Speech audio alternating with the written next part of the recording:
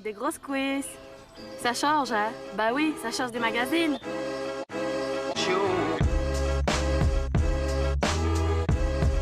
Que la force soit avec toi, à jamais.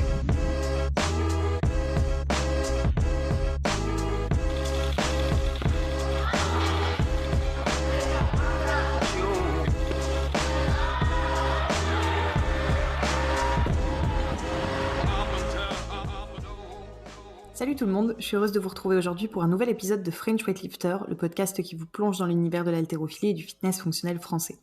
Je vous emmène aujourd'hui de l'autre côté de l'Atlantique à la rencontre de Mike, honneur de Reebok CrossFit YUL à Montréal depuis 2011, qui est également l'interlocuteur de CrossFit HQ pour le Canada. Fort de ses 10 ans d'expérience, il revient sur les petits détails qui peuvent faire la différence entre un excellent entraîneur et un coach plutôt moyen. Il nous parlera aussi de son vécu en tant qu'entrepreneur dans le CrossFit et sur l'importance des détails lorsque l'on souhaite faire passer sa structure de petite boîte lambda à box de grande qualité. Salut Mike, écoute, je suis ravie de te recevoir aujourd'hui sur le podcast pour parler de ton expérience en tant que coach, mais aussi en tant qu'entrepreneur. Et pour ça, je vais commencer par te demander si tu veux bien te présenter. Ben, merci à toi d'abord, Cyrielle, de m'avoir sur ton podcast. C'est vraiment cool. Voilà, moi, je suis Mike DeBover, ou bien parfois aussi on m'appelle Michael. C'est ça en fait mon vrai prénom, mais je suis plus connu sous le nom de Mike. C'est un peu mon nickname. Euh, voilà, donc moi, je suis le propriétaire, le head coach de Reebok CrossFit YOL à Montréal. C'est le flagship de Reebok. On a ouvert ça en 2011 avec Reebok. Un peu en même temps qu'en France, on avait les Reebok CrossFit Louvre avec Daniel qui ouvrait en même temps. C'est depuis ce moment-là, même un peu avant que je connais Daniel, qui était un bon ami. Et donc voilà, moi, ça fait 12 ans, bientôt 13, que je suis, pardon, non, ça fait 11 ans, ça va faire bientôt 12 ans que je suis au Québec. Je viens de la Belgique, moi, au départ, et j'en avais juste un petit peu ras-le-bol de ce que je faisais en Belgique. J'ai voulu chercher du nouveau. Donc, je suis arrivé ici, j'ai découvert le CrossFit. Ça explosait au Québec à ce moment-là. Et puis, avec mon background en kinésiologie, en éducation physique, ben, j'ai pu utiliser ça à mon avantage pour faire ce que je fais en ce moment. Ok, parfait.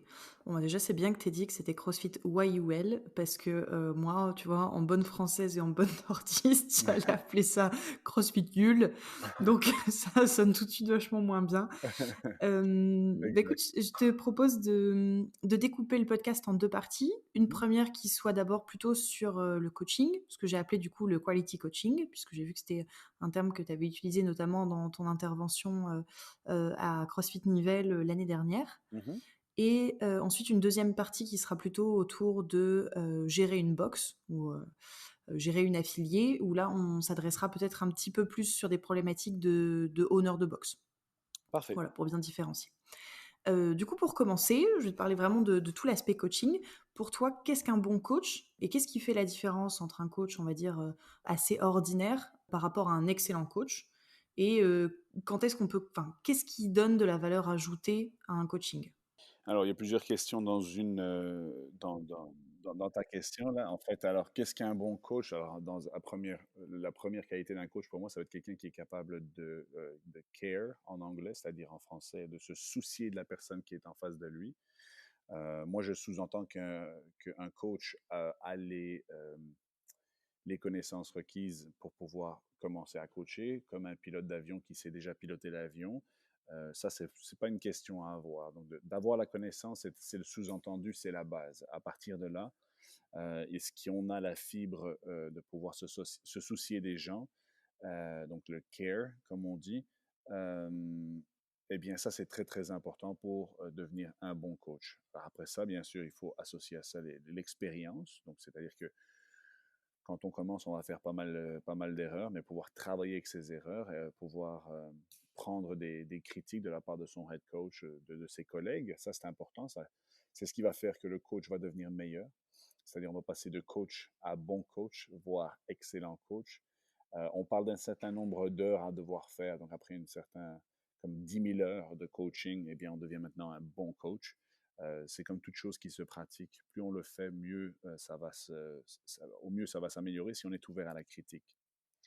La valeur au coaching, justement, ça revient encore sur le care que la personne va avoir. Donc, si j'ai un athlète qui vient vers moi et qui me pose une question, je ne trouve pas la réponse, ben, le care, ça va être d'aller faire la recherche pour cette personne, par exemple.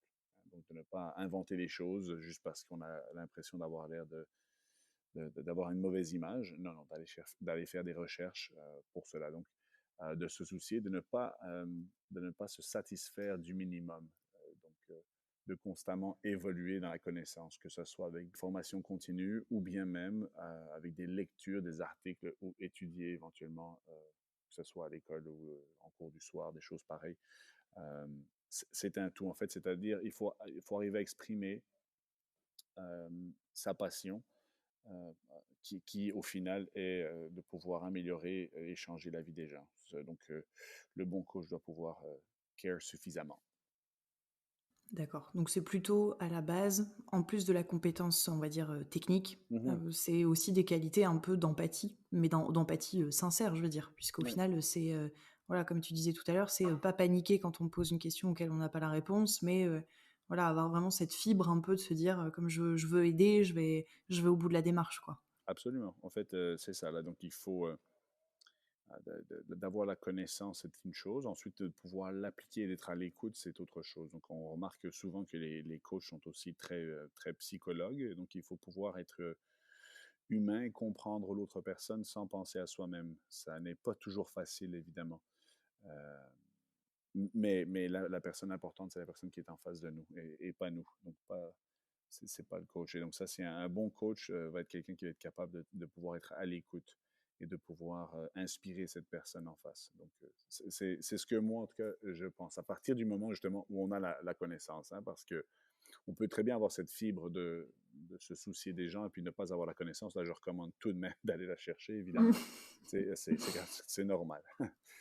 Ouais, oui, c'est vrai qu'on en parle pas autant que ça, puisqu'en fait, on considère que c'est un acquis, disons, surtout dans les pays où il y a un diplôme qui est obligatoire. On se dit, bon, comme on Mhm. est tous censés être passés par on va dire, le tronc commun, j'ai envie de dire, effectivement, c'est quand même la moindre des choses quand on est payé d'être au moins compétent dans ce qu'on fait. Après, il y a différents niveaux de compétences, effectivement.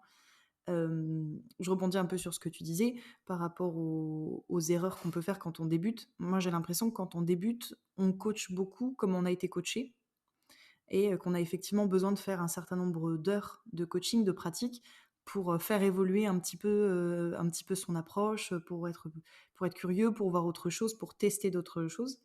Et du coup, ça m'amène à ma question suivante. Quand on est un jeune coach, d'après toi, en gros, quelles sont les erreurs d'expérience que tu as pu voir fréquemment? Les erreurs d'expérience, ben, moi, je vais me baser un peu plus sur ce qu'on apprend dans le séminaire niveau 2 de CrossFit. C'est-à-dire les qualités d'un coach, il y a les 6 aspects du coaching. Et là-dedans, on a la présence. La présence lors d'un entraînement. Euh, la présence du coach est très souvent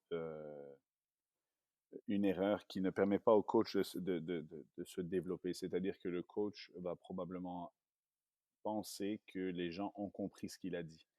Et donc, ça va l'empêcher d'enseigner, qui est un autre aspect très important du coaching, l'empêcher de voir d'éventuelles erreurs et surtout l'empêcher de corriger. Donc, la présence du coach lors de son cours est très importante et au départ, euh, cette présence, c'est vraiment quelque chose que le coach doit réaliser de manière consciente, que c'est quelque chose qu'il doit travailler et observer de la part d'autres coachs qui sont plus expérimentés.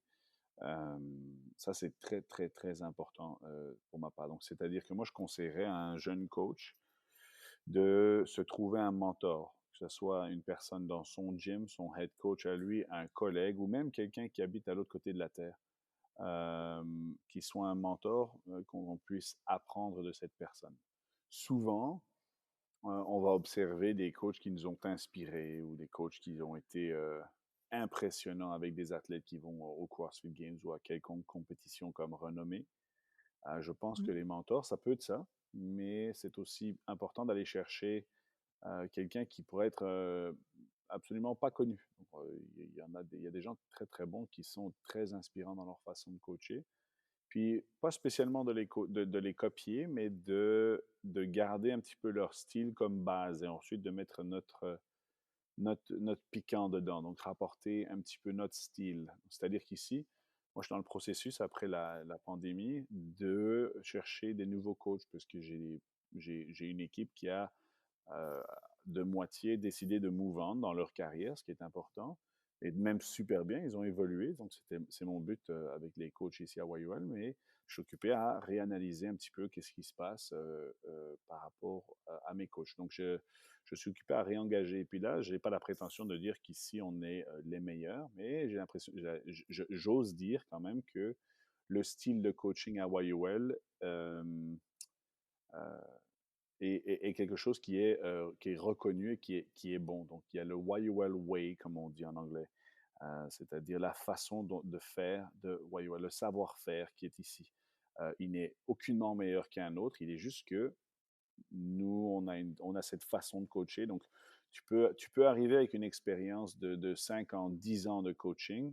Écoute, il est possible que ça ne matche pas tout de suite le CrossFit que l'on donne ici. Donc, que ce soit un jeune coach ou même un coach expérimenté, de coacher dans une box ou une autre, ça peut changer.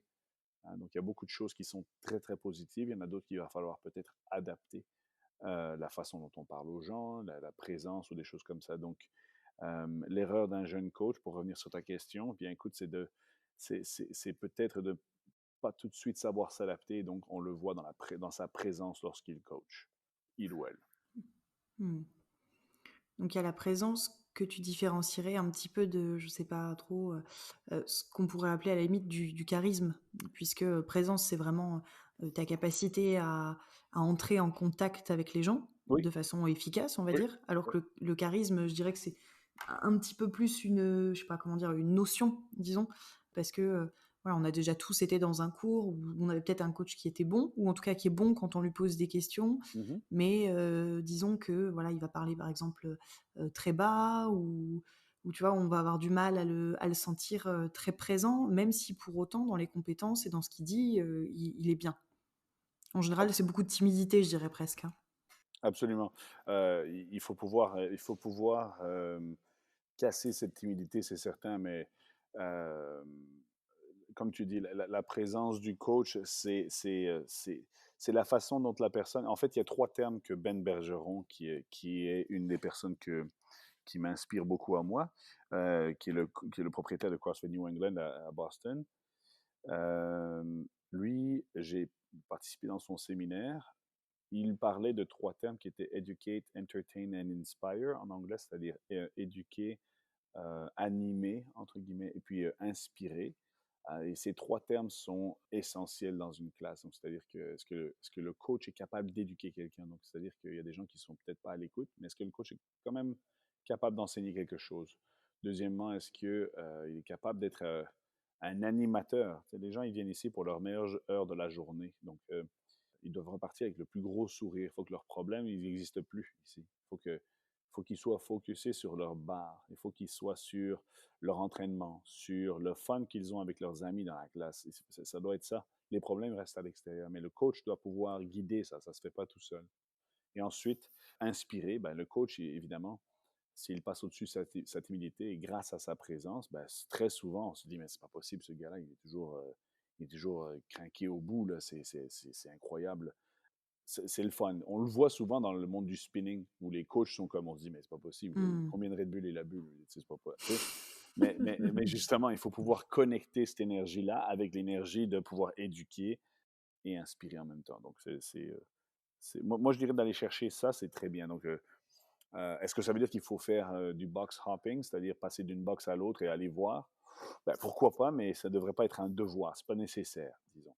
Je pense que ça, c'est des choses qui se font peut-être quand on est en vacances. On va d'une box à Hmm. l'autre. Mais de devoir faire ça pour pouvoir dire, OK, maintenant, je peux me faire engager par quelqu'un, non, ça, c'est pas nécessaire. Mais de regarder à deux, trois personnes qui pourraient être inspirantes, ben ça, je pense que c'est très cool. Je pense que ça vaut la peine de regarder. Et en France, justement, il y a beaucoup de très, très bons coachs dans plein de domaines qui vont avoir des approches très différentes. On laisse la connaissance de côté en ce moment et on va ramener un peu plus le fait d'être inspiré dans la façon de gérer un cours, tout simplement par ces coachs-là. Ouais. Mmh. Ouais, je suis assez d'accord avec toi. Moi, je trouve qu'il faut rester, dans l'échange, que ce soit avec d'autres coachs, qui seraient des mentors ou même juste d'autres coachs qui pourraient potentiellement être juste des collègues pour échanger sur les différentes façons de faire.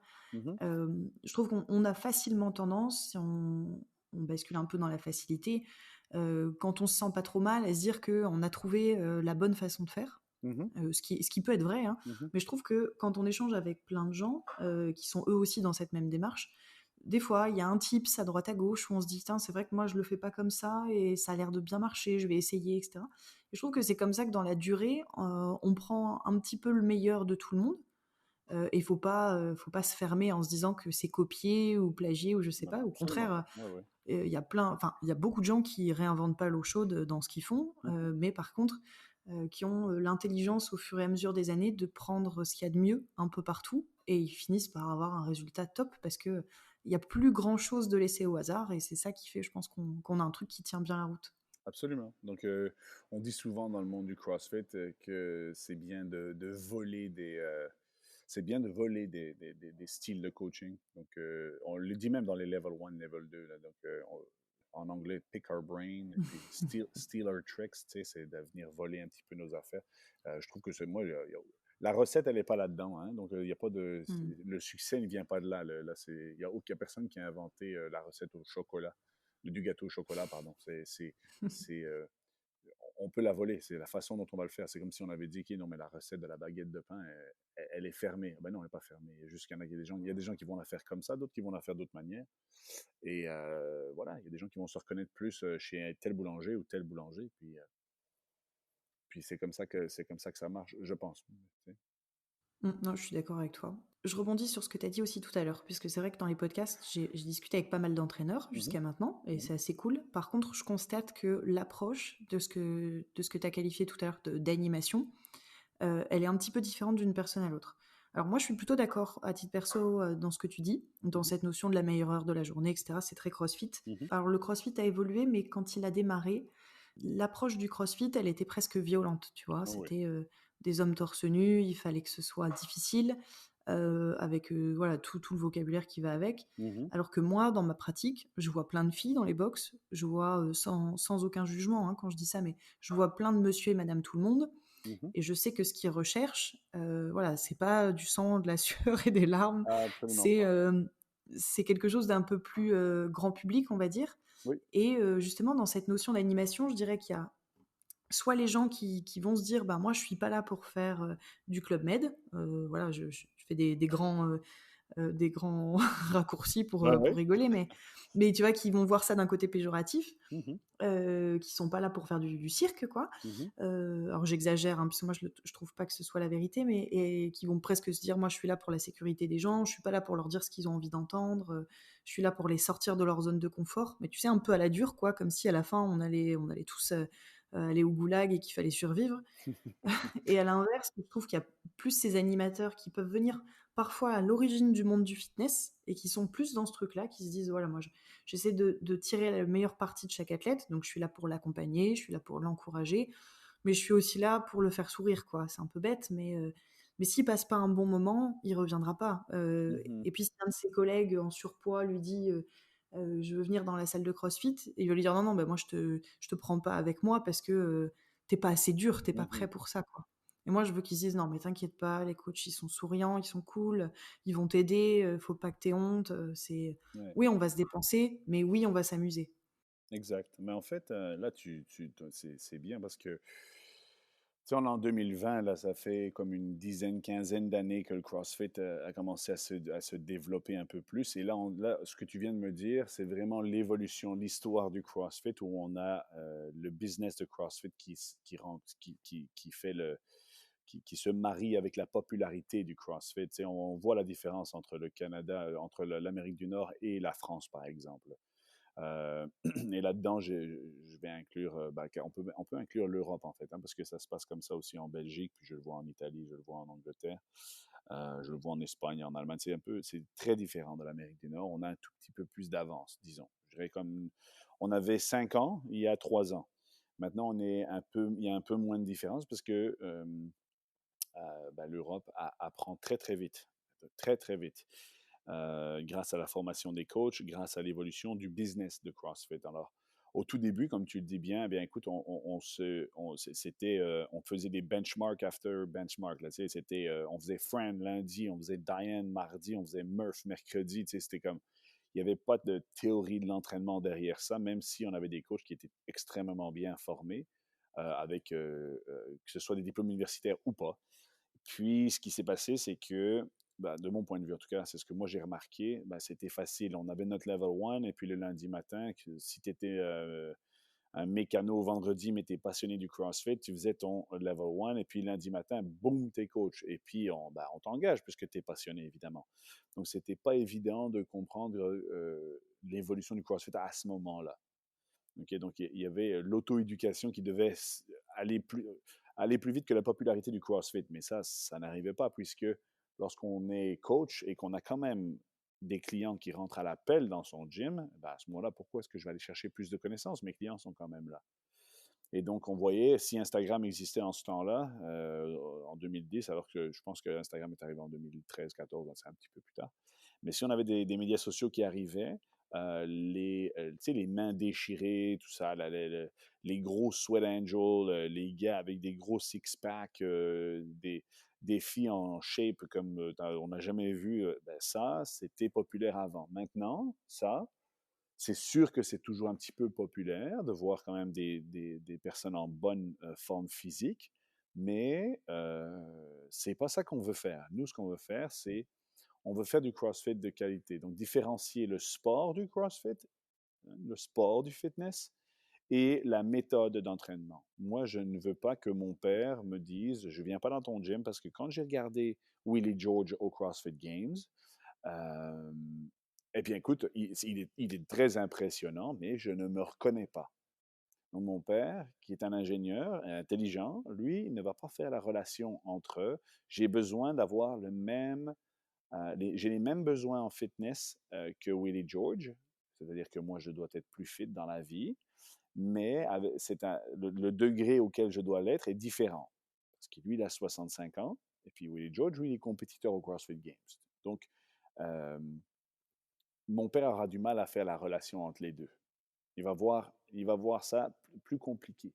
Alors que maintenant, il est très important de quand même montrer au public que Willie George, il doit faire la même chose que mon père, évidemment, et un petit peu plus pour son objectif bien défini des CrossFit Games qui vont arriver à une date bien spécifique dans l'année pour que lui puisse se préparer, alors que lui, mon père, lui, son fitness est intimement relié à sa santé et pour que lui, dans 10 ans, il puisse toujours jouer avec ses petits-enfants. Et que lui, dans 10 ans, il puisse toujours être très fier de tondre la pelouse sans son T-shirt. Donc, ça, tu vois, donc, mais ça, c'est important à apprendre. Et donc, moi, je remarquais avec l'Europe qu'il y a encore moi, j'appelle ça des tsunamis qui viennent frapper le monde du fitness. Hein. On a eu le tsunami du CrossFit qui est arrivé, qui a commencé à frapper c'est sûr que Reebok CrossFit Louvre a ouvert en même temps que nous, mais le vrai tsunami a venu frapper la France aux alentours de 2014-2015, où on a vu que, wow, plein de gyms ont commencé à ouvrir. On est passé d'une vingtaine de gyms à plus de 500 gyms jusqu'à ce qu'on disait, hey, Daniel Chaffé, c'est toi qui vas être le CrossFit France. Parce que si on n'a pas ça, il va falloir gérer les francophones en Europe. Là, donc, ça a évolué vraiment fort et on a remarqué que le tsunami des compétitions est arrivé d'un coup là. Boum, il y a des compétitions à chaque fin de semaine et puis c'est parti. Puis tout le monde se prépare pour les French Showdown et tout le monde fait les qualifiers pour les Open. Tout le monde participe à toutes les compétitions. Les gens sont même capables de prendre le train pour aller faire une compétition en Suisse, que ce soit en Grèce, que ce soit. Hey, on avait ça. Nous, on prenait la voiture, on roulait jusqu'à Toronto. On faisait le 6 heures de route, on payait l'hôtel, on avait des week-ends à 1000 $ parce que c'était comme ça. Là. Maintenant, ici, s'il y a une compétition à Toronto, si ce n'est pas quelque chose qui peut nous amener au CrossFit Games, on ne va peut-être pas se déplacer. Donc, ça a changé. l'évolution. Les gyms sont plus propres, les gyms sont plus grands, l'équipement est plus varié, les coachs ont plus de formation, on s'occupe de classes différentes, on a des classes pour les personnes plus âgées, on a des classes pour enfants, on commence à développer des choses, on a comme maintenant ici ouvert des classes d'endurance chez nous, par exemple, des classes de stretching. Hey, le stretching, c'est devenu intéressant, c'est bizarre, mais maintenant, on commence à, se poser des questions là-dessus parce qu'on a des pages comme GoWOD ou bien RoamWOD qui arrivent et qui naissent un peu partout puis qui sont très populaires. On se dit, ben, c'est important de faire ça, mais on s'entend que c'est du stretching et du yoga adapté à des crossfitters qui vont se dire, ah ben, c'est bon pour mon back squat. Et donc, maintenant, on commence à voir les besoins réels pour la santé des gens. C'est-à-dire que moi, j'ai fait de la compétition beaucoup dans le temps. Je compétitionne beaucoup encore en ce moment parce que j'aime beaucoup aller manger un burger, boire un cidre à la fin de la journée avec mes amis parce que c'est le fun de célébrer, mais je suis un compétiteur récréatif. C'est-à-dire que là, maintenant, j'ai 38 ans et je me dis, moi, quand j'aurai 48 ans, j'ai quand même encore envie d'avoir des articulations en santé. Donc, je me pose cette question. Donc, tu vois, moi-même, j'essaie de guider ma communauté, mes athlètes et mes coachs, à leur montrer que oui, on peut s'amuser avec différents défis dans la vie, comme monter le mont Everest, faire une compétition CrossFit renommée, comme par exemple le French Showdown ou Wodapalooza ou même les CrossFit Games. On peut faire ça avec un objectif précis de vie, mais qu'il faut toujours et jamais lâcher la grande picture, la grande photo, qui est celle de la santé. Moi, 75 ans, ben, j'aimerais bien être en bonne forme physique et montrer que ben, ce que j'ai fait, le temps que j'ai investi et les choses que j'ai fait dans ma vie, comme par exemple passer du temps à m'entraîner, à me préparer et avoir un style de vie qui est de santé grâce au CrossFit et à d'autres choses aussi, hein, il n'y a pas juste le CrossFit dans la vie, ben, que ça a été bénéfique pour moi. Bon, j'essaie de prouver que de se brosser les dents, c'est bon pour les dents. Tu vois? C'est ça que j'essaye de faire. Je viens de te faire une citation à la Jean-Claude Van Damme solide. Écoute, C'est bon. déjà, je retiens de tout ce que tu viens de dire que tu es un Belge qui boit du cidre. Et là, Oui. Mais ce qui se passe, c'est que moi, Ah! ouais, c'est ça, j'ai une intolérance au gluten qui vient dans la bière. Donc, c'est débile. C'est parce que nous, on fait beaucoup de bière. Puis moi, je suis arrivé ici.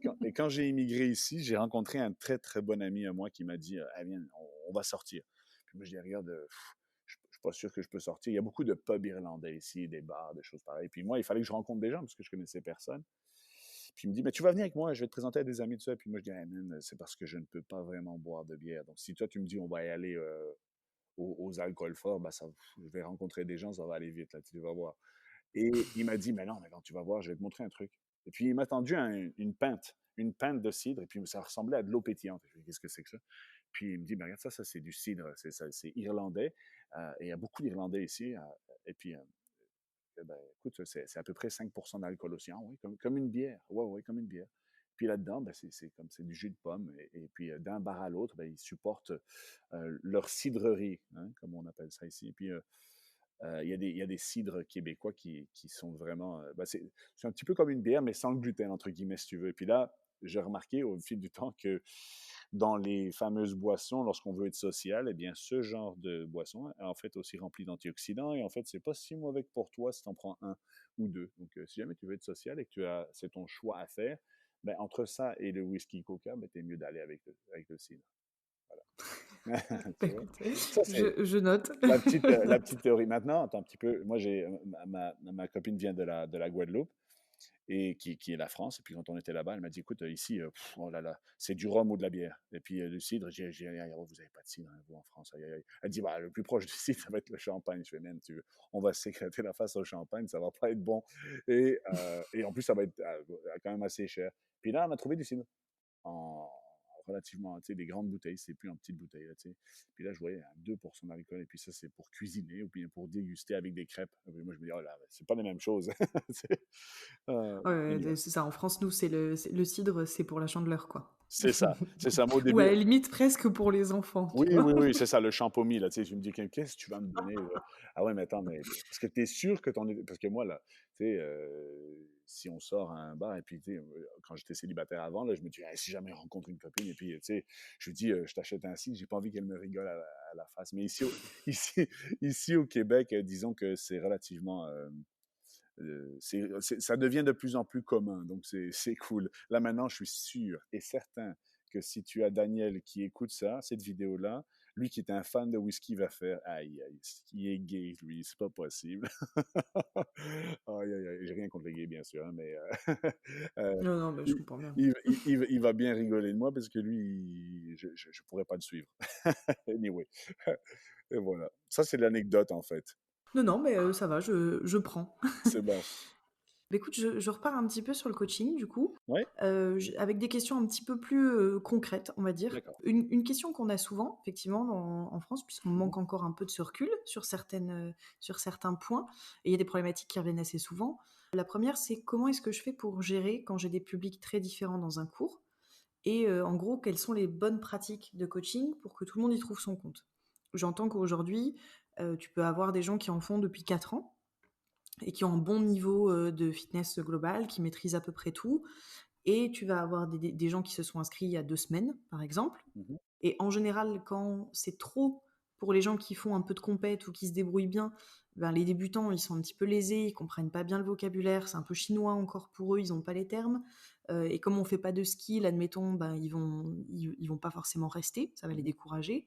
Et à l'inverse, si on fait beaucoup de skills, si on est beaucoup dans la technique, etc., souvent ceux qui viennent pour se dépenser à fond, ils ont un peu la sensation qu'ils se sont pas assez donnés. D'accord. Donc en gros, comment je fais? C'est quoi les bonnes pratiques pour proposer sur un même créneau quelque chose qui plaise à tout le monde? Ou en tout cas à la majorité. Ah, c'est vraiment une question très cool.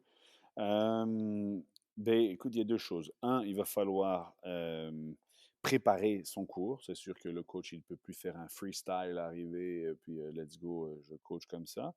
Non, il doit préparer son cours, son plan de classe. Il doit en avoir un, sachant qu'il pourrait avoir des Willie George dans sa classe et des débutants qui vont commencer. Et deux, il doit faire tout en sorte pour développer son expérience et devenir comme par exemple un Mike Bergener.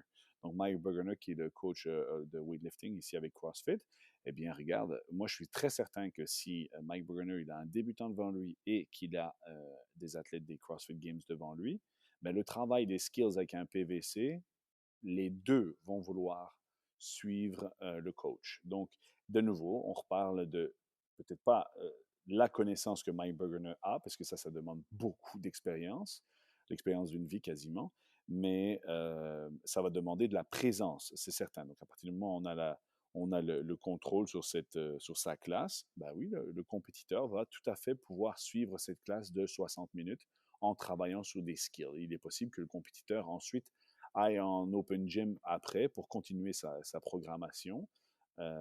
Mais le compétiteur et le débutant devraient pouvoir s'y retrouver grâce à la présence du coach et le fait que le coach va guider sa classe. Donc, c'est-à-dire qu'il faut que le coach reste au-dessus du contrôle de sa classe. C'est très difficile lorsqu'on a des compétiteurs, surtout s'ils sont 3-4 avec des copains qui arrivent et tout.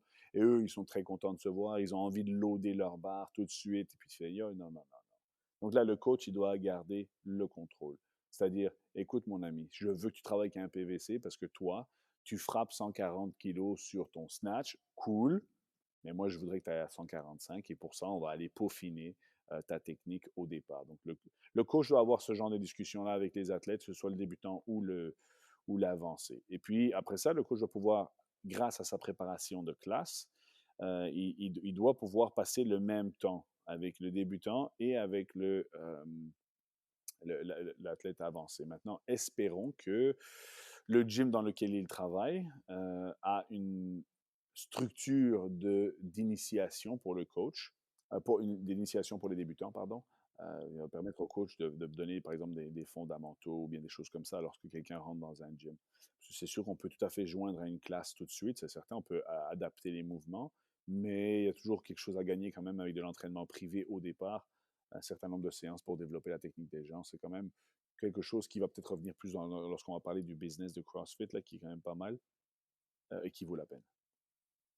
Du coup, ma question suivante, alors c'est une vaste question, Oui. c'est l'open gym. Mhm. Est-ce qu'il faut animer les créneaux de free access? enfin nous, souvent en France, ça s'appelle voilà, Open Gym, Free Mhm. Access. Oui, oui. En gros, on sait que ça va être un créneau sur lequel il n'y a pas de cours, en tout cas. Mhm. Mais il y a plusieurs écoles. En règle générale, j'ai l'impression que les coachs sont payés pour donner un cours. Mhm. Donc, ils sont là voilà, pendant 60 minutes, ils font toute l'animation nécessaire. Et ensuite, admettons, après, il n'y a pas de cours, il y a 2 heures de free access. Je vais payer un coach qui va peut-être voilà, tu vois, rester à l'accueil ou peut-être échanger avec les gens. Est-ce que, effectivement, dans l'évolution des choses, est-ce que demain, le coach, il doit, disons, être présent sur le praticable, aller vers les gens, leur proposer de l'aide, discuter avec eux. Est-ce que si d'un seul coup il se met à les aider alors qu'ils sont en free access, c'est plutôt quelque chose qui devrait entre guillemets vendre comme une heure de coaching individualisée, ou alors est-ce que voilà, je devrais plutôt le prendre comme je suis payé pour ces 2 heures, donc je vais là, j'essaie de me rendre utile, je suis présent, voilà. Ben écoute, là, on rentre directement dans le business de CrossFit, c'est-à-dire que on est soit le fast-food du fitness ou bien on est la Lamborghini du fitness. C'est au gym de développer ça. Hmm. Je ne parle pas pour les autres gyms, mais je juge aucunement les gyms qui sont plus fast-food de fitness, c'est-à-dire on fait rentrer beaucoup de monde et on s'en fout un petit peu de ce qui se passe. Moi, je vais parler un petit peu, nous, YOL. Moi, j'aime dire ça que c'est le Lamborghini du fitness. Pourquoi? Ben parce que nous, il n'y a pas de free access qui se fait sans coach. Tout simplement, s'il n'y a pas de coach, le gym est juste fermé. Euh, donc là, non, non, non, le coach, il est toujours là. Est-ce qu'il doit corriger? Écoute, il y a aussi un principe dans le business, c'est plus tu vas donner, plus il est possible que tu reçoives. Donc, il faut donner parfois sans compter. Donc, il y a une personne qui est très bonne dans le marketing ici en Amérique du Nord et qui est aux États-Unis, qui s'appelle Gary Vaynerchuk, Gary V, il est connu comme ça. Lui, il a un bouquin qui s'appelle Jabs, Jabs, Jabs and Right Hook, c'est-à-dire, comme c'est un terme en boxe. Pour le traduire en français, ce serait plutôt comme de faire des petits crochets, crochets, crochets, et ensuite de faire un uppercut, entre guillemets, c'est une traduction rapide, là. C'est-à-dire donne, donne, donne, et puis à un moment, ça va être à ton tour de prendre. C'est-à-dire, si à chaque fois qu'un coach donne un conseil, il se dit, man, j'aurais dû charger pour ça ne marche pas trop. Mais si le coach continue à faire ça, et que le coach est relativement gentil, serviable et qu'il a la connaissance, c'est certain qu'à un moment, la personne qui est devant lui va pouvoir le lui donner. Si la personne, le client, abuse et que le coach juge que c'est un petit peu d'abus de prendre sa connaissance tout le temps, il y a deux solutions. Il peut soit se faire payer plus cher pour le free access, parce que là, ça devient de l'entraînement privé. Donc là, il va voir son propriétaire et lui dire qu'écoute, euh, moi, voici ce que je fais, ça vaut un peu plus que ce que je suis payé, numéro un. Ou deux, il parle directement au client en disant, écoute, moi, ça me fait plaisir de t'aider, j'aimerais pouvoir faire une séance privée avec toi parce que je vois que tu pourrais en bénéficier. Et voici ce que l'on ferait. Tout ce que je viens de te dire, je développerai ça dans le détail.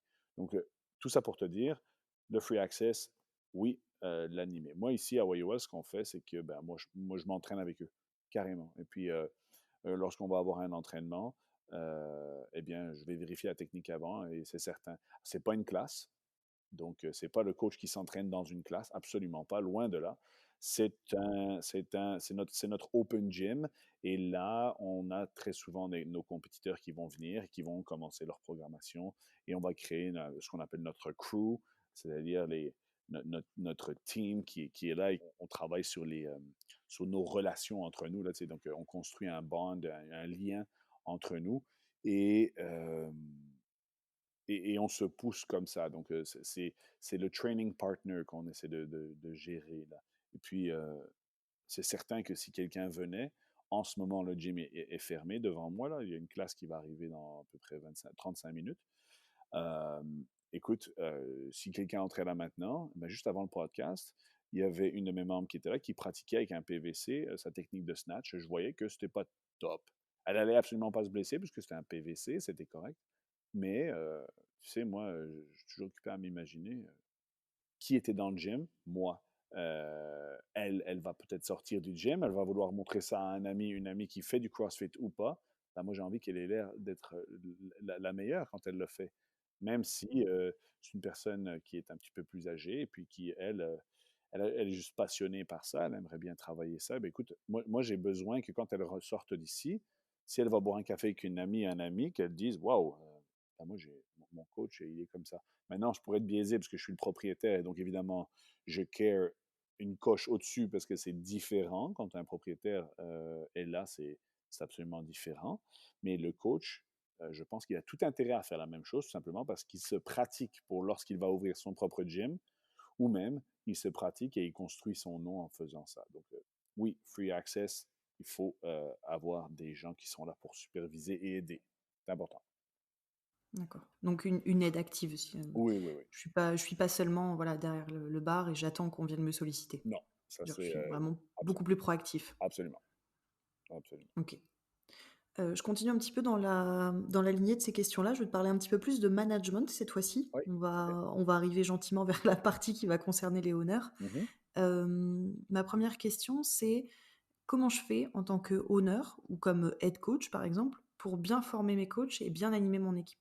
Puisque, comme tu disais tout à l'heure, effectivement, il y a eu différentes vagues. Euh, la première vague, c'était je suis la première box à ouvrir sur mon secteur, donc forcément, il y a quasiment de l'attente, parce que les gens attendaient qu'une salle de CrossFit ouvre près de chez eux, donc elle se remplit assez vite.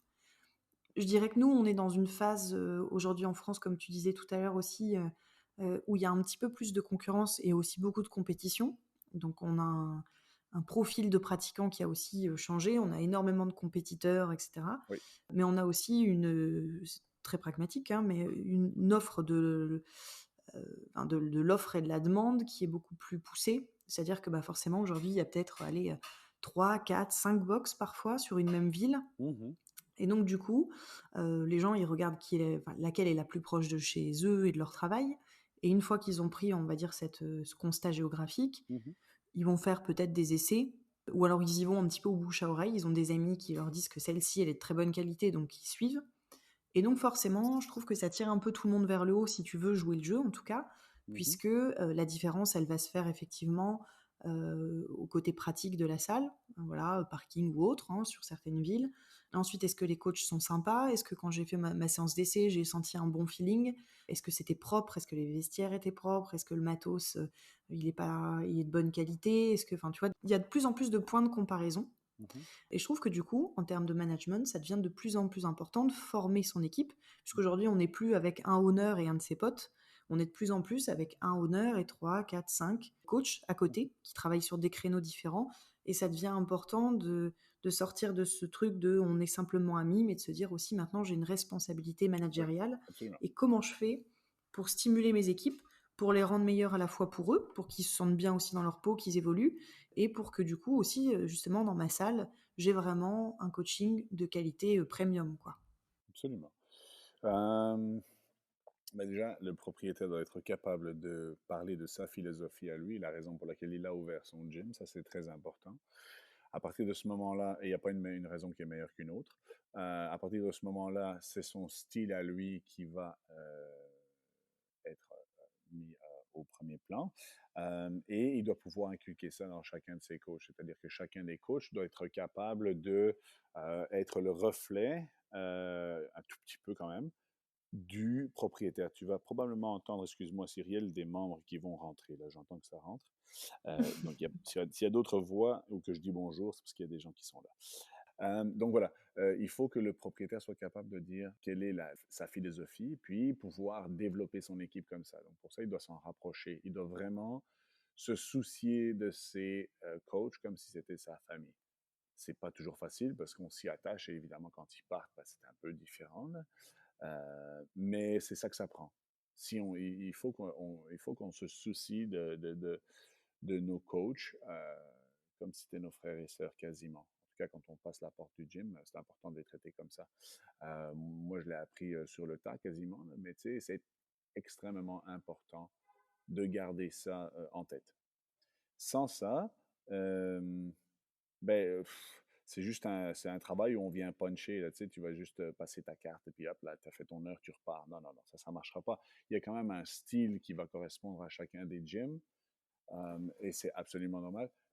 Et c'est important pour le coach de pouvoir continuer à se soucier de son coach, de ses coachs, et de surtout se soucier du fait que les coachs vont constamment être poussés, donc à apprendre.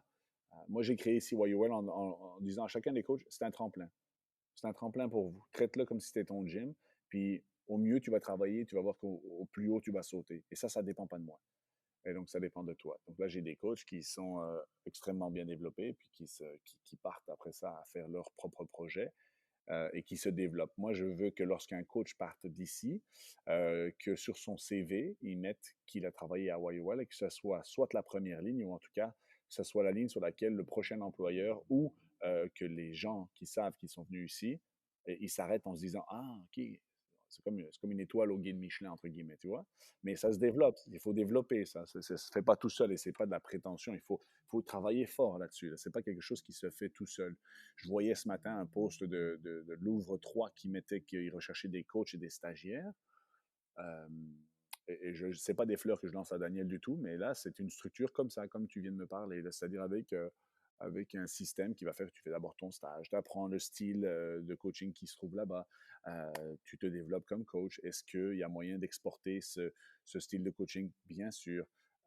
Et donc, ça, c'est important. Ça, c'est quelque chose sur lequel le propriétaire doit se pencher absolument et garder son équipe stimulée, c'est-à-dire si je lis ta prochaine question, faut-il déléguer des tâches? Parce que les deux sont associés, par exemple, déléguer les tâches ou Mhm. bien responsabiliser les coachs.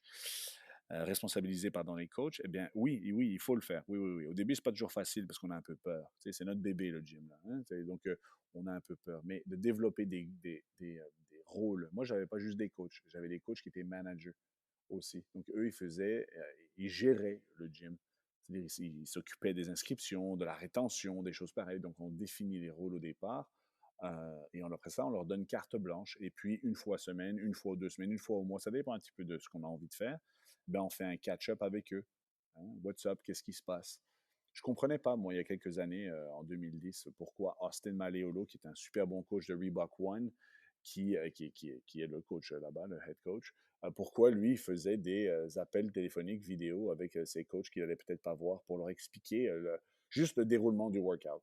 Puis au début, je me dis, bah, hey, lui, il va vraiment dans le détail, là, ça ne sert à rien de faire ça. Puis après ça, là, maintenant, ben, moi, je le fais. Donc, tu vois, euh, j'appelle mes coachs ou bien je me débrouille, je débrief avec eux par rapport à ce que l'on va faire dans le workout. Simplement parce on, on veut que ce soit la même chose toute la journée, avec le même care pour les membres, la même façon de parler, la même chose. Euh, il est important que le coach, c'est pas trop grave que le coach devienne lui-même le produit, ni même le propriétaire, mais au final, c'est l'équipe tout entière qui se surélève plutôt que de travailler tout seul. Ça marche absolument pas de travailler tout seul. J'ai eu des coachs qui étaient un peu plus individuels, puis ben là maintenant, c'est sûr qu'ils sont bien seuls, mais ils travaillent seuls. Tu vois, et c'est cool, hein, mais c'est une façon d'évoluer euh, qui est moins bonne que de travailler en équipe, évidemment. Le travail d'équipe, il apprend beaucoup sur la personne et on évolue beaucoup plus comme ça, il me semble. Donc, la responsabilité des coachs, il va falloir leur en donner. Et puis, les coachs, généralement, ils sont très, très excités avec ça. Très, très excités. Donc, c'est ça qui est cool. Euh, donc, moi, j'aime ça. Donc, Mhm. j'aime animer mon équipe de cette manière. Ouais, je suis d'accord avec toi. Alors, à la fois, c'est difficile de déléguer parce qu'effectivement, quand on a créé tout son concept, ses propres partis pris, on se dit qu'on en sera toujours le meilleur représentant, Mhm, et ça s'entend. Mais effectivement, je trouve que même en termes de rétention des coachs, c'est-à-dire dans le cadre de leur formation, mhm. pas les retenir pour toujours, hein, mais de se dire que c'est sûr que si le coach il est payé pour lire ce qu'il y a au tableau, que ce soit moi qui ai fait la programmation, que ce soit une programmation que j'achète, Oui, bon, il va venir, il va encadrer 1 heure, ça va peut-être être un bon moment, mais ce sera peut-être pas stimulant suffisamment sur la durée pour qu'ils se disent ben, ce que je fais dans cette salle-là, je pourrais le faire n'importe où ailleurs, alors pourquoi rester dans cette salle-là? oui. Et c'est là que parfois tu vas avoir des gens qui vont choisir leur job parce que ça peut être plus ou moins payé ou parce que c'est plus ou moins proche de chez eux, mais que ça va être des critères comme ça très terre à terre. Alors que tu en as d'autres qui vont dire bon, je ferai 10 kilomètres de plus s'il faut, parce que quand je bosse là-bas, mes collègues c'est cool, on me file un boulot sympa, je suis responsabilisée, je suis stimulée et je vois plus de perspectives d'évolution. Ben, c'est ça. En fait, il faut que le propriétaire sache avoir un plan de carrière pour ses coachs. Moi, j'avais fait cette erreur-là au tout début, puis je perdais des coachs qui ont ouvert leur propre gym, évidemment, parce que je leur ai pas donné de responsabilité. Et puis, le fait de donner des responsabilités aux coachs, ben, c'est donner un schéma de carrière. Ça va leur permettre d'avoir des portes ouvertes plus tard. Donc, moi, ici, j'ai une de mes coachs qui est maintenant sur le staff de CrossFit Inc., CrossFit HQ. OK, ben, ça faisait 7 ans qu'elle était avec nous. Ben, maintenant, elle va se développer un peu plus avec CrossFit HQ. C'était son rêve. Je m'excuse pour le bip. Alors, c'était son rêve dans sa carrière. Ben, écoute, ça se développe. Et puis, elle a utilisé YOL comme elle pouvait pour pouvoir faire un tremplin pour se développer là-dedans. Et donc, ouais, cette ancienne coach qui était chez moi, elle a pu se développer grâce à ça. Mais il a fallu que je lui donne des responsabilités. Puis, ça lui a permis de voir plus grand que de juste coacher. Donc là, maintenant, elle a cette fibre de pouvoir gérer un peu plus. Et puis, c'est quelque chose qui a été très attirant par CrossFit HQ. Elle s'est fait donc engager. Donc, c'est super bien. Malheureux pour nous de l'avoir perdu, mais très heureux pour elle. Donc, ben, je repars avec de nouveaux coachs, nouveaux managers. Donc, je donne une autre responsabilité à quelqu'un d'autre. Évidemment, c'est normal. Mmh. Et concrètement, dans la pratique, qu'est-ce que tu recommandes? Est-ce que c'est donc là, tu nous as parlé effectivement de débriefer du WOD, en amont pour être sûr qu'effectivement tout le monde propose exactement la même chose. Est-ce que tu fais des réunions hebdomadaires? Est-ce que tu fais des réunions, je sais pas, de temps en temps? Surtout si tu as des coachs qui travaillent à des horaires différents, qui sont peut-être peu amenés à se croiser au final. Je sais pas, sur, quels sont les projets que vous allez mettre en place dans les prochains mois ou des choses comme ça? Est-ce que tu fais des réunions un peu team building aussi? Mhm. Est-ce que tu as des bonnes idées à mettre en place justement pour créer cet esprit d'équipe et puis pour essayer de challenger un peu les uns et les autres? Oui, donc écoute, là, ça, c'est vrai que le team building, c'est quelque chose que moi, je dois développer. Je remarque que c'est pas quelque chose qui j'étais très bon avant. Donc, c'est important à le faire euh, plus souvent. C'est-à-dire que je le faisais, mais pas assez souvent. Donc, ça, c'était mon défaut. Donc là, je rectifie le tir, évidemment. Maintenant, de donner des challenges à mes coachs. Ben oui, quand, par exemple, les Open arrivaient, ben, je leur donnais différents rôles et puis on a essayé de faire on essaie de voir comment est-ce qu'on pouvait animer cela le mieux possible. Et puis, tu avais des gens qui se reconnaissaient dans certains coachs ou d'autres coachs. Et donc, ça, c'était quelque chose qui faisait qui était bien. Alors là, maintenant, mes trucs à moi, c'est sûr que le team building est extrêmement important et de ne jamais penser que ça ne se ferait pas, que ça se fait tout seul, par exemple. Donc, de pouvoir rencontrer ses coachs, c'est le mieux. Alors, c'est pas toujours évident parce qu'il y a des horaires différents, donc de rencontrer tout le monde en même temps. Mais donc, de faire des appels ou bien de pouvoir les rencontrer plusieurs fois, peut-être en petits groupes.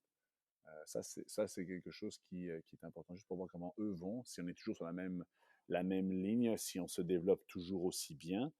Ça, c'est important quand même. Donc, au plus souvent, au mieux. Moi, je dirais peut-être une fois par semaine, c'est quand même le minimum. De pouvoir parler avec ses coachs, c'est quand même quelque chose d'important. Euh, les managers, c'est à tous les jours. Ça, c'est à tous les jours on va parler avec eux. Sans ça, c'est plus capable de manager un gym. Mmh. OK. Bah, écoute, je t'emmène gentiment sur la deuxième partie. On avait déjà commencé à parler vraiment du coup des actions qui relèvent plus des honneurs que des coachs, mais là, on va y aller encore un peu plus fortement. Mes premières questions, elles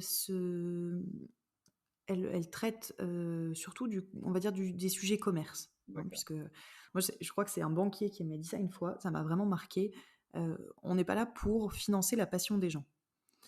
Et je trouve que c'est assez vrai et c'est important de l'avoir en tête quand on est honneur. C'est-à-dire, on peut être passionné et à mon sens, c'est très important de l'être. Mais par contre, si à un moment donné, tu fais tout de façon, on va dire non rentable, bah, il y a bien un moment où la réalité, elle va te rattraper et que tu pourras plus vivre de ta passion et qu'il faudra trouver quelque chose d'autre à côté pour pouvoir mettre un peu de beurre dans les épinards. Donc je trouve que c'est important maintenant d'avoir les réflexes de mettre, entre guillemets, du commerce au service de sa passion Mhm. pour pouvoir en vivre durablement. Même si c'est pas en vivre avec voilà, des millions, hein, mais disons au moins de pouvoir en vivre le plus longtemps possible. Tu vois, en France, tout ce qui est argent, c'est très tabou. Donc en général, si tu parles d'argent, on va toujours assez rapidement avoir l'impression que c'est tout ce que tu recherches, etc. Et moi, je trouve qu'il ne faut pas avoir honte de se dire qu'à un moment donné, si on n'est pas rentable, eh ben, on ferme et que c'est pas le projet initial, quoi. Donc ma première question, c'est comment est-ce qu'on peut faire pour attirer de nouveaux clients? Et ça va un petit peu dans la continuité, mais est-ce qu'il faut créer un programme aux fondamentaux? Toutes les box aujourd'hui le font pas, certaines le font, certaines c'est une séance d'essai, d'autres c'est 3 séances, d'autres 5 séances. Toi qui as l'expérience du coup de tout ça depuis, une dizaine d'années, est-ce que c'est important ou pas? Euh, alors, moi, je pense que attirer des nouveaux clients, je pense pas qu'il faille faire quoi que ce soit comme marketing, sauf de s'occuper des membres qu'on a en ce moment. Parce que c'est eux qui vont aller chercher leurs amis, c'est eux qui vont introduire leur famille, euh, leurs copains, les copines, tout ça, au gym. Ça, c'est important. Donc, il faut s'occuper de ceux qu'on a. Ensuite, est-ce qu'il faut avoir un programme de fondamentaux, c'est-à-dire, moi je le recommande parce que c'est important quand même de pouvoir créer ce lien tout de suite avec la personne entre le coach et l'athlète. C'est important. Ça permet de montrer, de rassurer les gens aussi et de leur montrer qu'ils vont pouvoir réaliser les mouvements, ils vont pouvoir évoluer, on va comprendre leurs objectifs. Donc le fait de pouvoir s'occuper comme ça des membres qu'on a et de comprendre leurs objectifs, de pouvoir les aider à se développer au mieux et pas juste suivre un warm-up, faire une classe, puis ensuite faire un cool down et puis venir et puis éventuellement perdre un petit peu de poids ou s'affiner ou bien de bouger un petit peu mieux. Bon, on va pouvoir accélérer l'obtention des résultats dans le gym, c'est-à-dire les objectifs. Ça, c'est hyper important. Donc, je pense que la classe de fondamentaux peut être bien. En point de vue commerce, ben, OK, ben, c'est sûr que ça donne l'opportunité de développer plus de revenus, par exemple. Donc, il faut introduire ça tout de suite au tout nouveau. Maintenant, est-ce qu'il faut se mordre les doigts en se disant, aïe, aïe, aïe, est-ce qu'il faut que je fasse comment dire, des publicités sponsorisées sur les médias sociaux? Faudrait que j'aille donner des flyers à gauche, à droite? Faudrait-il que je fasse telle ou telle chose de marketing pour cela? Oui, c'est sûr que ça peut aider, mais moi, je pense pas que ça devrait être la priorité. Moi, je pense pas que ça devrait être la priorité. Et puis, je te parle en connaissance de cause, puisqu'ici, au Québec, on a aussi beaucoup de gyms au kilomètre carré. On a 4 gyms CrossFit dans un kilomètre, sur 2 kilomètres de rayon. Et c'est la guerre des prix. C'est parti. Là, maintenant, ça s'est affiné, ça s'est amélioré, et puis on est tous plus ou moins le même prix, parce qu'on a tous compris que ça sert à rien de se tirer dans les pattes. Ça sert à rien absolument, parce que les gens, au final, ils veulent faire du CrossFit. Le prix de la baguette ne devrait pas varier tellement. Là, c'est vraiment juste le style du boulanger de nouveau. Donc, le style du coach, le style de la boxe. Et on doit tous évoluer ensemble. Il n'y a pas un coach qui coach mieux qu'un autre, il y a juste un style de coaching, je pense. On est rendu là au Québec. Maintenant, c'est sûr qu'il y a encore même des différences avec certains coachs. C'est sûr qu'il y en a qui sont comme wow, ils sont une coche au-dessus, mais ça ne devrait pas. Et ça, c'est le rôle du propriétaire. Donc, c'est ça qui va nous permettre. Par exemple, ici, la pandémie, on vient juste de réouvrir. Nous, le 22 juin, on a réouvert. Mais écoute, moi, si je sais que j'ai pas mal de nouveaux membres qui arrivent, et puis là, j'ai des membres qui viennent d'autres gyms voisins, qui veulent venir essayer. Ils font du magasinage, comme on appelle, tu sais, ils viennent faire du shopping pour pouvoir voir un petit peu qu'est-ce qui se passe Mmh. dans les autres gyms. Eh bien, écoute, moi, dès que je sais ça, ben, j'appelle le propriétaire, je fais, hey, regarde, telle ou telle personne pense à changer. C'est toujours cool d'avoir un membre ici, mais je ne voudrais pas que j'ai l'air de voler les membres des autres. Donc, moi, non. Ce que je fais, c'est est-ce que tu es correct avec ça? Est-ce que t'es, ou ça ou est-ce que toi, tu veux faire quelque chose avant que moi, j'entame la discussion avec le membre devant moi? Comme ça, on garde les choses plus sur un aspect santé pour notre business, pour le marché du CrossFit. Je pense que c'est comme ça qu'il faudrait que ça évolue. C'est comme ça qu'on est plus respecté dans le monde du fitness. En tout cas, là, moi, en tout cas, je respecterais plus une personne qui ferait ça avec mes membres. J'ai des membres qui ont aussi dit, regarde, Mike, nous, je cherche après un changement, donc je vais aller voir d'autres gyms. Écoute, il n'y a pas de problème. J'appelle moi-même l'autre gym en disant, regarde, je t'envoie 2 membres.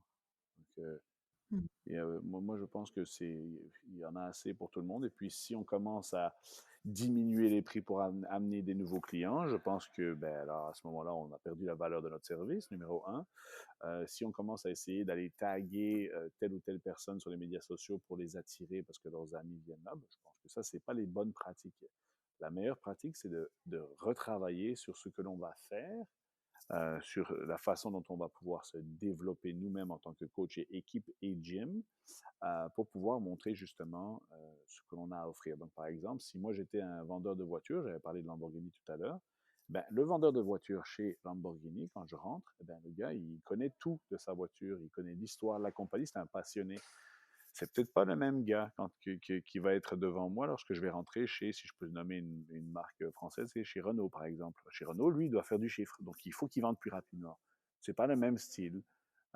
C'est pas le même style. Donc, le prix qu'on charge devrait correspondre au service. Donc, si on commence à casser les prix, ben, ça marche pas. Donc, attirer les membres, au final, moi, je pense que les nouveaux clients, ça sert pas à grand-chose. Je pense que ce qui vaut vraiment la peine et qui marche bien, ben, c'est de s'occuper de ceux qu'on a. Puis quand ça ne marche pas, de se reposer la question, qu'est-ce que je peux faire de mieux? Exactement ça.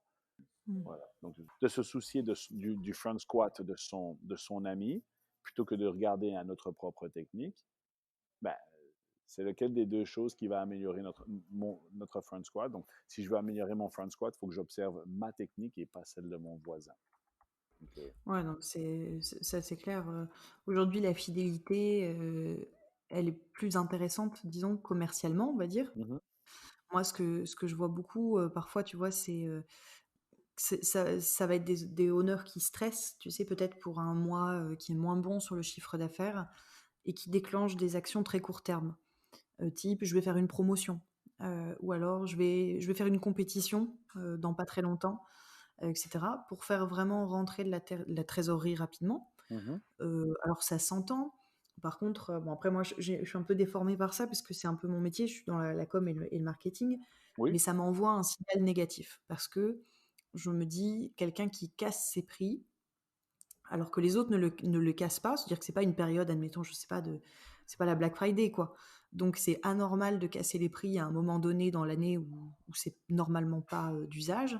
Je me dis: «Bon, c'est peut-être une box qui marche pas, et donc qui est pas assez remplie», et si elle est pas assez remplie, soit c'est parce que, elle est pas top, ça peut arriver, Mhm. soit voilà, c'est un petit accident de la vie, mais en général, ça envoie plutôt un mauvais signal. Du même que baisser ses prix pour être plus compétitif, c'est pas très intéressant puisque même pour les clients, on commence à se dire: «Bah, là, c'est ça», on commence à partir vers le low cost.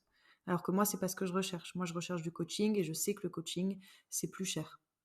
Exact. Donc ça envoie pas un signal très positif, moi, je trouve. Non, du tout. C'est-à-dire que le business de CrossFit évolue tellement vite, la popularité du CrossFit va tellement vite que c'est très facile de tomber dans le fast-food. Ça va vite. Et puis on a l'impression qu'on peut réinventer la roue, mais non, il faut juste la faire rouler mieux.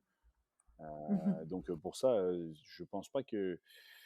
Ben, je suis d'accord avec toi là, hein. Il y en a qui le font et ça marche très bien, hein, mais là, à ce moment-là, moi, je sais pas. Il faut redéfinir un petit peu pour la raison pour laquelle on a ouvert un gym. Puis moi, j'ai eu la chance de rencontrer Reebok qui m'a permis de le faire plus vite dans ma vie que sans Reebok, bien sûr, parce qu'ils ont pu m'aider à, bien sûr, développer ça. Mais au final, moi, j'aurais ouvert un gym parce que, ben, ma raison à moi, c'est parce que je me soucie de la santé des gens et je veux faire évoluer, euh, je veux qu'une personne ait une meilleure vie grâce au CrossFit, à ce que je fais. Il est important de se rappeler la raison initiale pour laquelle on a ouvert. Et puis, on a tous des bills et des choses à payer. Donc, il ne faut pas être attiré par l'argent dans l'argent est secondaire. Hein, l'argent est secondaire. C'est un tout petit peu comme quand on fait du CrossFit. Et si on le fait juste pour avoir un six-pack devant le miroir ou des belles jambes ou bien des belles fesses, écoute, ça c'est un effet secondaire à la performance que l'on va faire. Hein. Donc, tu vois, c'est très important c'est très important de pouvoir comprendre la raison pour laquelle on ouvre le gym au départ. Mmh. Oui, puis de ne pas le perdre de vue, effectivement, parce que des fois, on change aussi. Surtout, Absolument. j'imagine comme toi, quand on a une box pendant 10 ans. CrossFit, hein, Oui, oui. eux-mêmes ont rectifié un petit peu le tir. En tout cas, ils ont reprécisé quelle était l'orientation qu'ils souhaitaient donner à ce sport. Donc, bon, on s'entend bien que quand on a une box pendant longtemps, c'est sûr qu'il y a des choses qui vont évoluer. Par contre, effectivement, il y a une fréquence d'évolution. Je pense que si ça change tous les 6 mois, et qu'on sait plus si c'est une box où on fait plutôt de la compétition, Mhm. si c'est une box qui est accessible à tous. Puis d'un seul coup, on se dit, ben non, je vais commencer à créer plein de cours de spécialité, etc. Bon, il faut quand même choisir un cap et le tenir, quoi. Ouais, mais là, on parle alors de soit de marketing, soit de branding. C'est-à-dire, il faut développer sa marque. C'est-à-dire que nous, oui, on porte le nom CrossFit, mais on va développer, il faut développer ce que l'on fait, son service. Donc, il y a des choses il ne faut pas trop faire de changements et quand on les apporte, il faut les justifier et puis pouvoir les supporter là-dedans. Ça, c'est ce qu'on appelle dans le branding. Si on change à chaque 6 mois, ben là, tu as raison, tu perds ton fil là, à ce moment-là. Tu sais plus ce que tu vas faire. Mais si Mmh. tu ne changes jamais, au contraire, ben à ce moment-là, ça veut dire que tu te remets jamais en question. Et ça, c'est quand même quelque chose aussi qui est un peu bizarre. Tu sais, on a remarqué avec CrossFit il y a quelques semaines là, que ça a été assez, tu sais, comme ça a été chaud pour eux là, dans la compagnie CrossFit, avec le propriétaire qui a changé et tout ça. Mais Mmh. ils ont dû réfléchir à ce qu'ils faisaient et puis se remettre en question comme ils l'ont fait, c'est quand même assez intense. Ceux qui ne le font pas, ben, je pense que ça peut marcher pour eux, mais c'est sûr que ils vont pas évoluer à leur potentiel euh, complet, je pense. Oui, puis il faut pas hésiter, je pense, à monter en compétences, hein. On en parlait tout à l'heure avec les mentors sur le coaching. Moi, je trouve que ça s'entend sur plein de choses, puisqu'aujourd'hui, quelqu'un qui est formé pour être un bon coach, allez, qui est passé par l'université, admettons, Mhm, il n'a pas forcément eu de cours de gestion, il n'a pas non plus eu de cours de communication. Donc c'est normal que, voilà, qu'il soit peut-être bien calé sur certains domaines et que d'autres lui soient complètement étrangers. Alors il y a des choses qu'on va apprendre sur le tas. Après, moi, je trouve qu'il ne faut pas hésiter non plus à solliciter des spécialistes de certains domaines pour se faire aider, pour monter en compétences et pour pouvoir, voilà, ensuite tirer le meilleur parti de tout ça. mhm, Je trouve que quand on est honneur, ça fait partie des choses qu'on peut-être qu'on sous-estime un peu au début. mhm. On se dit qu'on va beaucoup coacher et en fait, on fait tellement de tellement d'autres choses à côté qu'il faut savoir dire, je pense: «J'ai besoin d'un Ouais. coup de main» ou «J'ai besoin d'apprendre», lire des trucs. Tu sais, je vois que gérer un gym ou être le propriétaire de son gym, c'est un peu la même chose que de jouer au tennis. Tu vas devenir meilleur seulement si tu joues contre des gens qui sont meilleurs. Ok, tu vois, si tu fais que jouer contre des gens qui vont être débutants, c'est très cool au départ, là, mais parce que tu t'amuses et c'est le fun, ça. Mais si jamais tu ne joues jamais contre un joueur qui est un peu plus, qui te pousse pas, ben, ça marchera pas. Donc, si tu t'entoures pas de coachs qui peuvent t'apporter des choses et qu'il y a juste toi qui peux, avec ton gros coup, apporter des choses au coach, ça marche pas. Je pense que le mieux, c'est d'aller chercher des gens qui ont plus de compétences que toi et puis d'apprendre d'eux, justement. Et ça, c'est hyper, hyper important, je pense. Mais c'est pas facile hein, de se remettre en question dans n'importe quel rôle de la vie. Là. Que tu sois propriétaire du gym, head coach ou bien coach, même athlète, c'est pas facile de se remettre en question. Mais je pense que c'est une qualité et ça vient avec la maturité. En tout cas pour moi. Mmh. Non, mais c'est sûr, enfin, je suis complètement d'accord et puis je trouve que ça vient aussi beaucoup avec, la bienveillance des gens, tu vois? À un moment donné, tu rencontres des gens qui font plus ou moins le même métier, que toi ou qui vont avoir des points communs, qui vont te faire part de leur expérience, à qui tu vas peut-être oser dire que toi, tu es pas à l'aise là-dessus, demander un conseil et voilà. Alors qu'au début, tu as un peu le truc quand tu démarres, tu pas envie de dire qu'en fait, il y a plein de choses que tu sais pas, que tu maîtrises pas bien et que quand tu es dans ton bureau et que tu lis les papiers administratifs, il y a la moitié des trucs où tu sais pas ce que tu dois faire. Tu as peur de faire une connerie donc du coup, tu dis: «Bon, si je commence à dire qu'il y a autant de choses que je maîtrise pas, les gens vont se dire que je suis incompétent, alors il faut que» voilà. Alors que quand tu tiens depuis un moment, que tu es plus à l'aise, bon, tu oses le dire. Bon, bah, ça, je sais pas, tu sais, tu m'aides, et puis voilà, Mhm. ça se fait plus naturellement. On a moins le besoin, je trouve, de faire ses preuves quand on les a déjà un peu faites, et on a moins peur de dire, bah, je peux faire mieux, et pour ça, je le dis, quoi, je sollicite. Ouais. Ben, il faut pouvoir laisser son ego à l'extérieur. C'est important. C'est important. Puis de toute Mm. façon, ça se voit vite, hein, les propriétaires, là, ça fait beaucoup de bruit, surtout en France. En France, on le voit beaucoup, les propriétaires qui se remettent en question, qui font des recherches pour se développer. Ça se voit, ça s'entend, ça se sait. C'est des choses qui. Et il ne faut pas juger ceux qui ne le font pas, mais tu sais, euh, c'est comme tout dans la vie. Il faut savoir se remettre en question, s'approcher de personnes qui peuvent nous élever. Tu sais, on dit toujours qu'on est la moyenne des 5 personnes qui nous entourent. Ben, c'est ça. Faut aller chercher des gens qui vont pouvoir nous élever. Mm. Non, c'est clair. Écoute, je bascule sur des questions un petit peu plus gestion pour le coup, Oui? ou un petit peu dans la continuité de ce qu'on était en train de se dire. Tu as parlé tout à l'heure notamment de marketing, de publicité, etc. Mhm. En gros, pour toi, quels sont les outils indispensables pour les honneurs de boxe aujourd'hui? Alors ça peut être, je sais pas, hein, des logiciels informatiques, les réseaux sociaux, des bouquins, des outils de CRM, je sais pas. Enfin, aujourd'hui, même si c'était pas «obligatoire» entre guillemets au début, de quoi on peut plus passer en termes d'outils pour bien gérer? Une formation en marketing et en business. Important. Moi, je l'ai compris tout de suite, tout de suite. Là. Je suis arrivé ici avec mon gros coup en disant, OK, je peux faire... J'étais un bon coach, puis après ça, j'ai oublié un petit peu que... Oh là, attends un peu, je vais faire un séminaire de business. Puis j'ai commencé avec des séminaires business qui étaient dans le monde du CrossFit, fait par Jason Khalipa, Ben Bergeron, John Gilson, qui est le fondateur et créateur, maintenant qu'il ne l'est plus, mais qui a vendu Again Faster. Et donc, moi, j'ai fait ces séminaires-là, et puis ça m'a ouvert pour pouvoir aller faire d'autres séminaires en dehors du CrossFit, où, grâce à mon père, j'ai pu aller m'intéresser à d'autres business qui n'ont rien à voir avec le fitness, et à dire, OK, mais comment est-ce qu'on fait pour gérer un business, tout simplement? Tu sais, comment est-ce qu'on fait pour engager ou bien, malheureusement, devoir virer un coach ou un employé? Comment ça marche, ces choses-là? Parce qu'il y a des façons de faire, il y a des protocoles. Au début, je ne savais pas c'était quoi un protocole. Après ça, on m'a dit qu'un protocole, c'était des étapes à suivre pour pouvoir entreprendre quelque chose, mais que si on ne les écrivait pas, c'était important de les écrire, qu'il faut être capable de pouvoir faire ces choses-là. Et puis donc, moi, je dirais, les outils indispensables d'un owner de boxe, c'est d'aller chercher des formations, des cours en business, en management. J'ai dit le mot marketing tout à l'heure, mais je me suis trompé. C'est management que je voulais dire. Que ce soit même sur les réseaux sociaux. Moi, j'ai parlé avec des gens qui sont des influenceurs ou bien des gens qui s'occupent des médias sociaux pour pouvoir développer leurs choses. Moi, je dépense 0 sous là-dedans. Et je me dis, bon, ben, je vais apprendre le maximum et je gère mes médias sociaux moi-même. On n'est pas les plus gros, on n'est pas les plus petits, mais je sais que le message, il passe par là. La littérature, ben, je lis des bouquins qui n'ont rien à voir avec le CrossFit, qui me permettent de me développer, comme par exemple les 7 habitudes des personnes les plus effectives dans le monde. Ça, c'est de Stephen Covey, un très bon bouquin. L'informatique, ben, j'essaie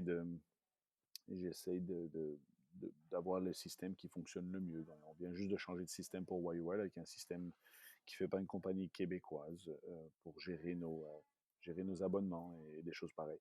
Donc, j'essaie de m'impliquer plus encore là-dedans. Donc, coacher pour le owner, ça va devenir quelque chose qui est vraiment à la fin. C'est la cerise sur le gâteau.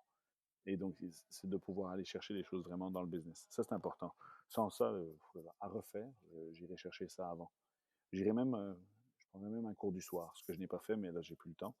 Enfin, je pourrais me créer le temps, disons. Mais j'irai chercher ces formations-là avant même de commencer. Donc, moi, j'ai fait l'éducation physique, un bac en éducation physique, puis ensuite un master en kinésiologie. Puis, c'était bien, mais je pense que faire un 2 ans en plus ou un 3 ans en management ou en business aurait été plus facile au départ. On le remarque, hein, il y a une box en Belgique qui s'appelle CrossFit Nivelles, qui est une box relativement grosse avec quelque chose comme 500 membres, qui est quand même relativement gros. Hein. Ben, le gars, il a une formation, bien sûr, avec le CrossFit, tout ça, il est capable de très bien coacher, mais il est encore meilleur avec, tu vas entendre une classe qui commence, hein, pour les bruits. Et ce gars-là en Belgique est meilleur parce que lui, il est allé dans une haute école pour pouvoir faire du business, donc à Bruxelles. Et puis, écoute, est-ce que c'est ça qu'il faut aller faire au départ? Non, mais à partir du moment où on commence à avoir des box owners qui ont ce genre de formation-là, ça va forcément faire la différence. Ça va faire la différence. On le remarque, hein, tu sais, moi, de nouveau, je mentionne Daniel. Daniel, il a géré des Fitness First en Angleterre avant. Il a travaillé pas tout à fait comme coach, mais il gère ça plutôt pas mal. En tout cas, j'ai pu voir sa gestion un petit peu là et c'est quand même quelque chose qui est d'un autre niveau par rapport à ce qu'on peut voir un peu partout dans le monde. C'est pas un gym commun, disons. Tu sais, c'est pas commun le groupe du French Showdown et des Reebok CrossFit Louvre et des Louvre 2, 3. Ça, c'est pas quelque chose qui est dans la norme de développer un gym CrossFit. C'est un petit peu au-dessus. Pourquoi? Parce qu'il y a une structure de business. Tu vois? Ouais, moi je pense qu'on va y arriver de plus en plus, hein, parce Oui, oui. que déjà il y a de nouvelles salles qui ouvrent, hein, donc effectivement les profils sont diversifiés, mais je pense qu'aujourd'hui aussi la concurrence, elle va, en dehors des gens qui vont arriver, qui auront déjà cette formation-là, la concurrence, elle va pousser les coachs qui sont curieux, qui sont passionnés et qui arrivent à s'organiser aussi, hein, parce qu'il y a de ça, à monter en compétences et on aura demain, je pense, effectivement des honneurs qui seront de plus en plus complets, de plus en plus techniques sur tous les sujets et qui seront effectivement de moins en moins des coachs ou alors qui feront un peu de coaching personnalisé, tu vois, en ayant quelques clients qui suivront à côté. Et à l'inverse, on aura aussi des coachs qui seront de plus en plus aboutis, on va dire, parce qu'on va leur demander d'être de plus en plus techniques, d'être de plus en plus bons sur tous les aspects du coaching. Et peut-être que cette concurrence, elle va, je pense, tirer tout le monde vers le haut. Oui, oui, c'est ça. Euh, En anglais, on dit toujours que competition breeds excellence. Et donc, ça veut dire que la compétition va ramener de l'excellence. C'est-à-dire que ça va pousser tout le monde vers le haut. Et donc, plus quelqu'un devient meilleur, mais plus on peut s'adapter, au mieux c'est. Donc, c'est ça qu'il faut on doit être capable d'arriver à faire ça. Sans ça, ben, ça marche moins bien. Là. Donc, il faut, plus le monde va se développer, mais on est encore dans la phase bébé, hein, la phase enfant du CrossFit là, en ce moment. Là. Le business de CrossFit, ça se développe. De moins en moins, on va le voir. On va voir un gym CrossFit ouvrir dans un garage. On va devoir de plus en plus le voir arriver avec les murs qui seront peints. Il y a des couleurs, des belles lumières, des bels équipements. De plus en plus, on va commencer à avoir ce genre de qualité. Ça n'est pas spécialement indispensable, mais ça va commencer à faire partie du business. C'est important. Mm. Donc, donc voilà. Je pense que ça, c'est quelque chose qui va arriver. C'est normal. Et écoute, il me reste 2 questions. Première, c'est voilà, c'est pour les honneurs qui nous écouteraient, à qui on pourrait éviter certaines expériences malheureuses. Pour toi, quelles sont les erreurs les plus répandues dans la gestion d'une box? Alors, je l'ai préparé en plus, hein. Mais Mm. les erreurs qu'on va remarquer dans... Oh là là, c'est comme si je parlais pour les autres. Je vais parler pour moi.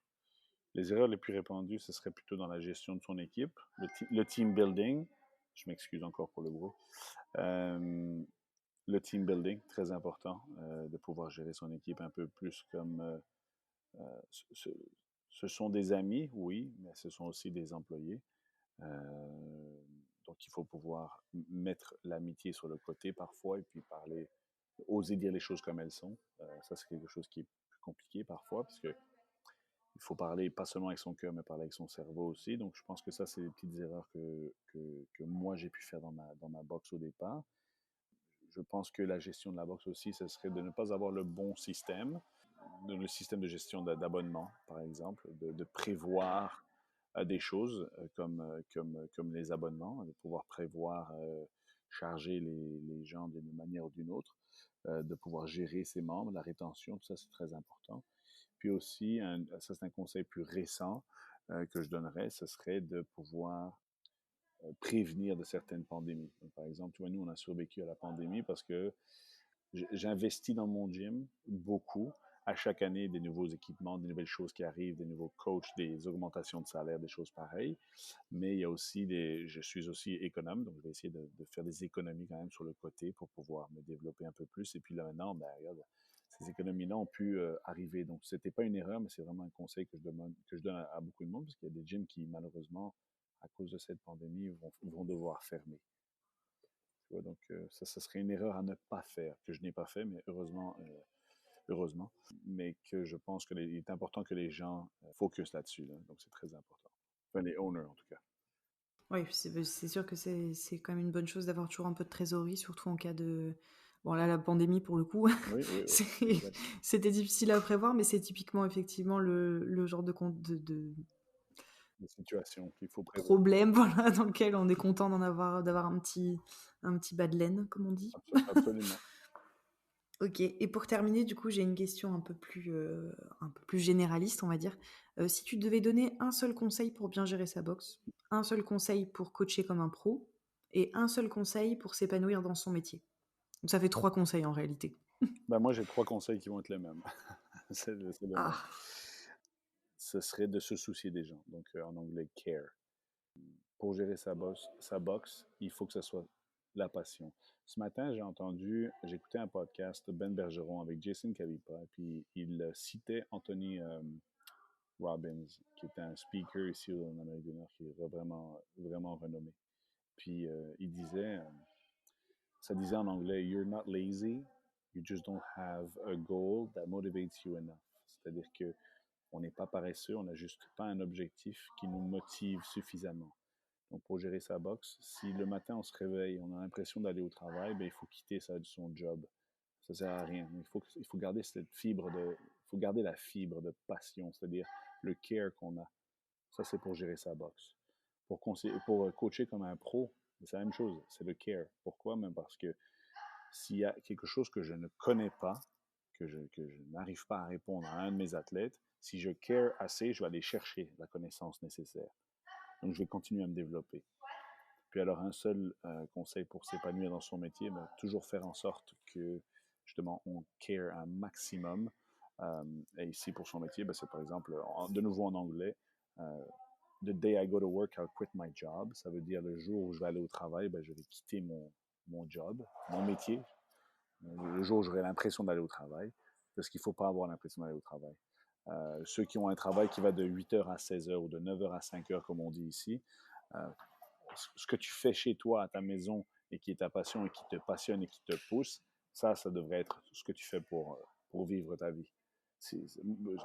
De nouveau, hein, est-ce que j'ai posté justement une vidéo sur la page Instagram de YUL qui parlait, est-ce que échanger sa vie contre un salaire, ça vaut la peine?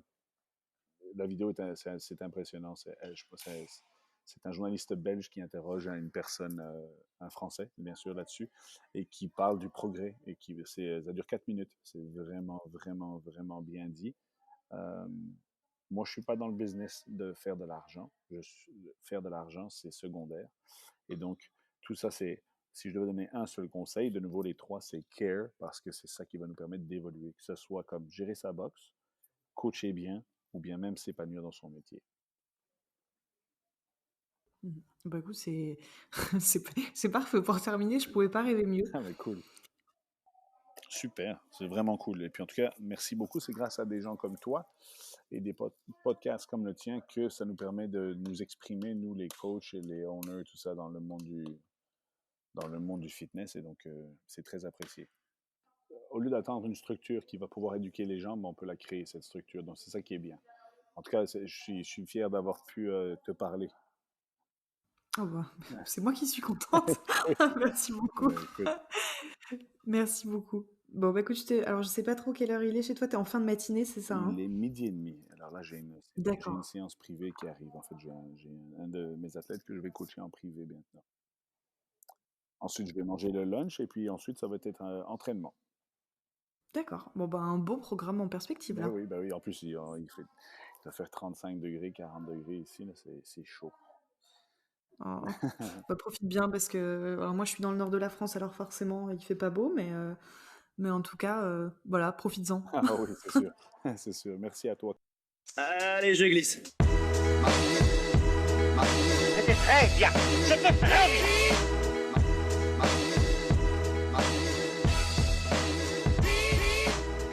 Merci, de rien. Au revoir, messieurs, dames.